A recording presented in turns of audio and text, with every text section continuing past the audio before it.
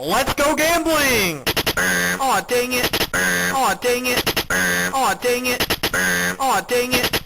Aw, dang it! Hello everybody and welcome back. Thanks so much for tuning in. My name is Christian Skoggs, and it seems as if the box office has had its worst Memorial Day opening weekend in decades. Am I surprised? Yes and no. The two new releases that audiences were offered this weekend were Furiosa, a Mad Max saga, and the Garfield movie. Furiosa had really strong reviews from both critics and fans, scoring a 90% for both on Rotten Tomatoes. Yet despite that, it only managed to wrangle in $32 million for the 4-day weekend.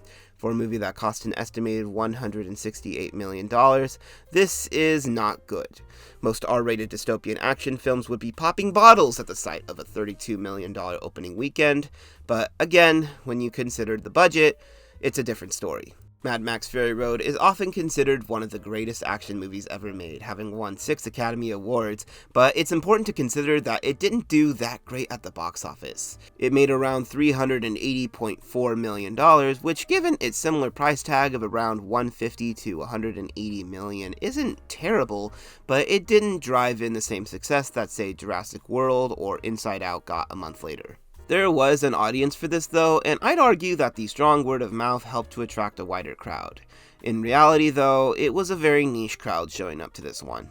I think most fans, including myself, were begging for a follow-up to Fury Road when it came out, and we eventually got one 9 years later with a prequel movie. Although I don't think Furiosa is better than Fury Road, I think making this was exactly the right move following that beloved classic. There was always a thought that ran through the back of my head, though, that wondered if doing a prequel based entirely around Furiosa was going to attract a wide audience from the get-go. As we have now come to realize, no, it did not.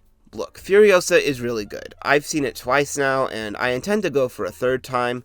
I can also acknowledge, though, that the audiences that this is going to attract is very limited.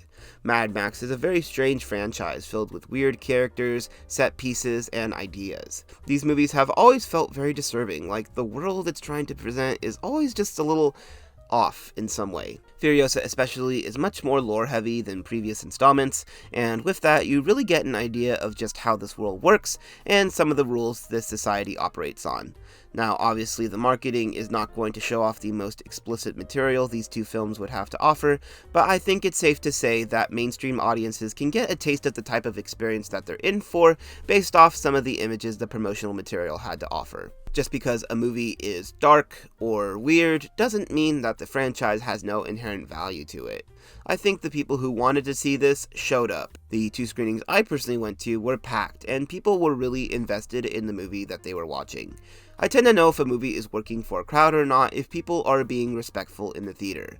And thankfully, both times people were silent and their phones were put away. This showed me that the audiences that did show up for this one really cared about the experience, and they were excited to see this one. Now, it's no secret that Furiosa is not the first movie this summer to flop. Fall Guy famously didn't do so great at the box office, if failed to make a strong impression, and given last summer's lackluster box office results, many have wondered if this means disaster for the rest of the current season. I'm going to keep it real with you. Yes it does. I think this summer's box office grosses will go about the same as last year's. Most movies will underperform or flop, and a few will exceed expectations and do well.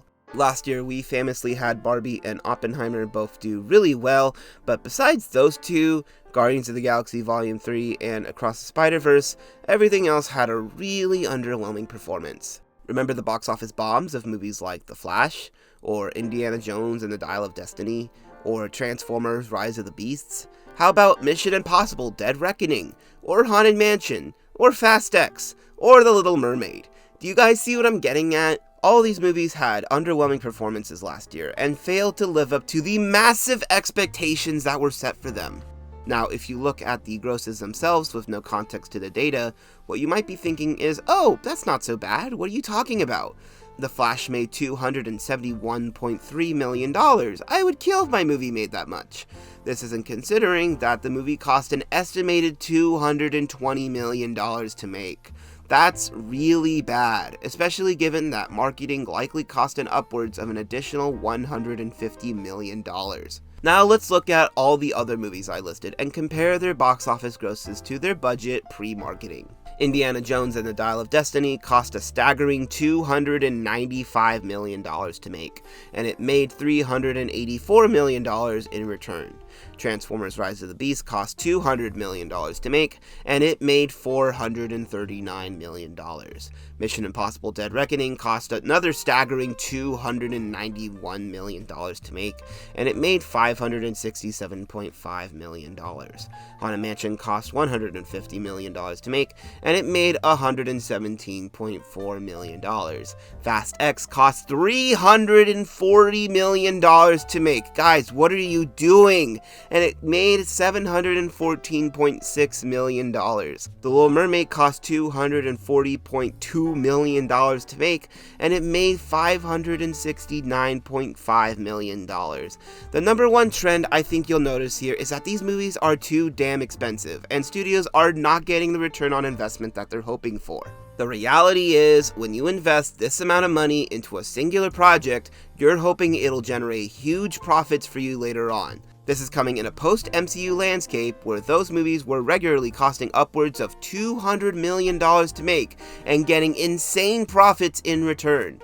It's a symptom of late-stage capitalism where executives are constantly trying to figure out how to rake in record profits in the next quarter without acknowledging that there's not $1 billion worth of people willing to spend money on each major project that you put out. What's even worse is that since multiple huge budget movies are now coming out weekly, all of which are expected to be seen in IMAX or Dolby or whatever premium format, it limits the amount of time in which a big movie can be enjoyed properly. If you remember last summer, Tom Cruise was really upset that Mission Impossible Dead Reckoning was only getting 1 week in IMAX, as it was set to open right before Oppenheimer, which had a 3-week commitment in IMAX screens following its initial release.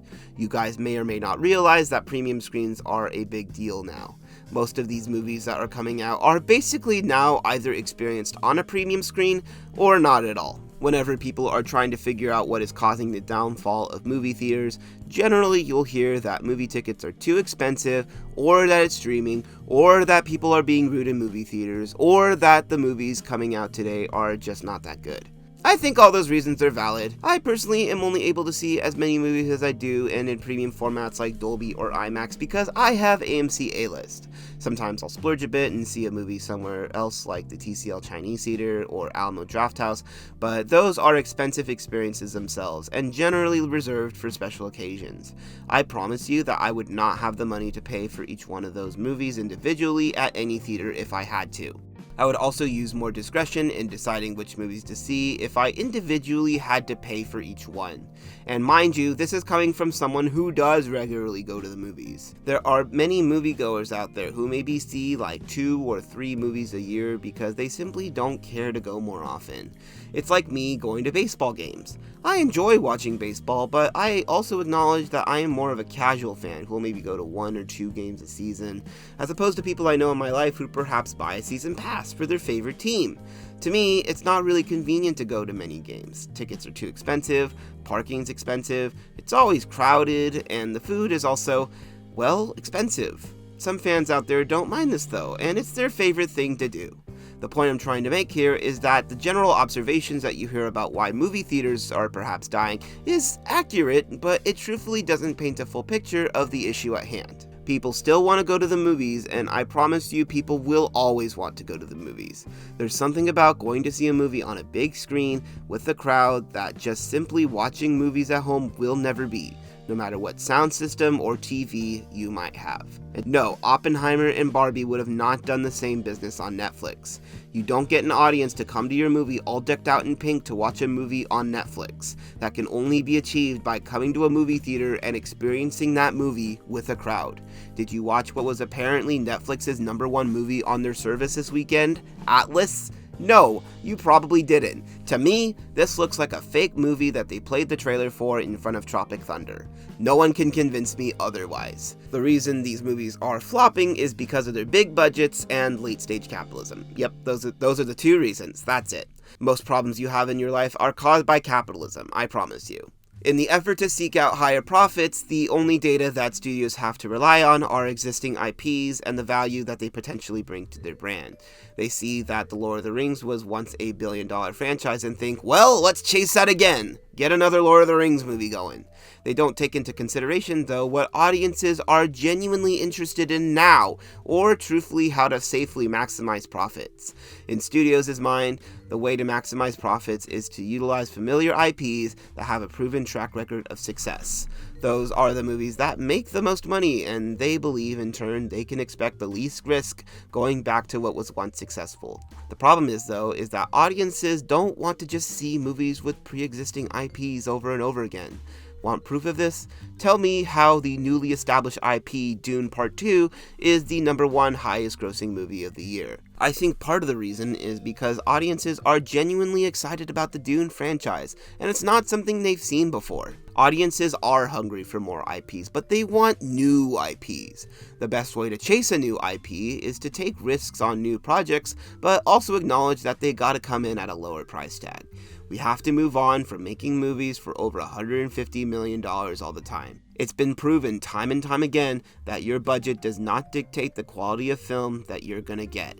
We've seen movies like The Creator, Godzilla Minus One, the John Wick franchise, or Hundreds of Beavers even, that prove that you can make a movie that looks really good for a relatively inexpensive price. There are new movies that young, scraggly filmmakers are hungry to make that can be produced for a low cost. And if they don't make over $500 million, that's okay.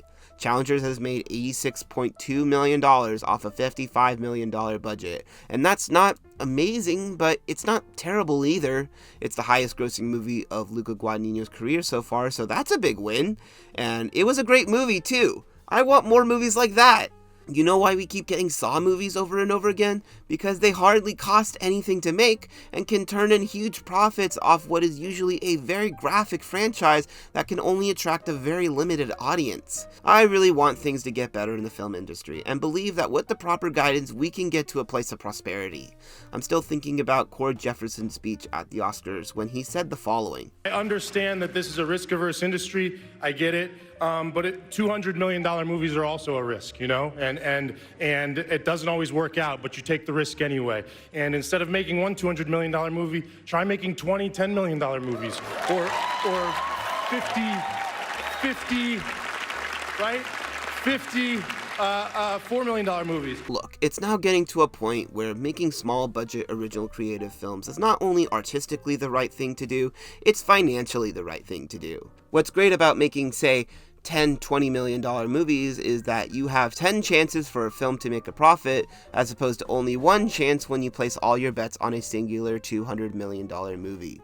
There's a chance one of those 10 movies goes on to make a franchise, meaning even more money for the studio later on. Isn't that what this is about ultimately at the end of the day? Even when a lower budget movie flops, like say Beau's Afraid, yeah, it's unfortunate that it took a $35 million loss, but at least it wasn't a $200 million loss.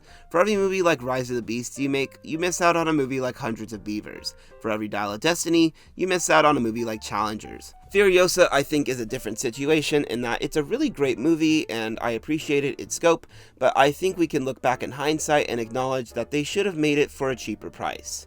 I am really hoping that Mad Max The Wasteland still gets made, but we maybe can cut $50 million off that budget. The studios will need to work it out with George on how such a thing can be accomplished, but again, past movies have certainly proven that it can be done. And who knows, maybe this will be a situation like what we had with Elemental last year, where it had a terrible opening weekend, but an okay box office run after good word of mouth was initiated. I mean, I'm telling you all to see it, and the next weekend is wide open, you guys, so I think you have another chance to see this one and give it the love it deserves. So what can we do to improve the film industry in the meantime? Well, we're not executives, so we don't have direct power to change anything, but we can do a couple things. In Hollywood, executives listen to us with our wallets, so you gotta see good movies in order to get more good movies. If you care about the movie-going experience enough that you're willing to invest some money to see these movies, I'll first suggest that you get a subscription like AMC A-List or Regal Unlimited or something along those lines. I have AMC A-List right now as I have easier access to AMC locations, but Regal Unlimited is good too if that's more convenient for you. Now, the next thing I think you'll need to do is curate your film palette to satisfy your craving. Really think about the types of movies you would want to see, and find the movies that you think will make an impact on you. If you don't know where to start, try going on a streaming service if you're signed up for one, and look through the types of movies that might interest you. This will help you to diversify your film palette and make you more aware of certain directors and genres that you might not have been aware of before. Follow film critics either on YouTube, TikTok, or even Letterboxd and see what kind of films stick out with them. I do reviews here and on Letterboxd, so you can always follow me, and I'll always be talking about the movies that are really speaking to me personally. The ultimate goal you'll want to accomplish, though, is to find movies that are good, so you only see good movies in theaters. Finding a critic with a palette similar to yours will help you dictate what kind of films will really stick out to you. It'll sometimes require you to take risks on strange movies that are not being advertised to the general public though. Movies like I Saw the TV Glow or Hundreds of Beavers will be the stuff to seek out, but I promise you that these will be some of the best movie-going experiences of your entire life. I can personally say that I've had some very memorable experiences watching strange movies in theaters, like Climax, or Annette, or Triangle of Sadness, or Tar. None of those movies were marketed to a wide audience, but they were all fantastic. Sometimes these movies will eventually reach the general public, like Everything Everywhere All at Once. I dragged one of my friends to see it, and he walked out of it saying it was one of his favorite movies ever. I understand the importance of risk assessment when it comes to choosing the movies that you want to spend money on, but know that this can be done by curating your palette and doing your research ahead of time. Guys, it's going to take all of us to make the industry better, so let's do it. Movie theaters don't have to die, and we don't have to keep getting shitty movies forever if we don't want to. If more people go see those risky art house movies, it'll not only generate more interest in having such movies be produced, it'll also send a message to studios as to the type of movies audiences want to see. And in turn, we can eventually expect a higher turnout at the box office than what we are getting now. In the meantime, though, go see Furiosa, because it is really good. What do you think, though? Did you get to see Furiosa? And why do you think there's been a lower turnout at the movies than usual? Hope you're all doing okay out there, though, and until next time.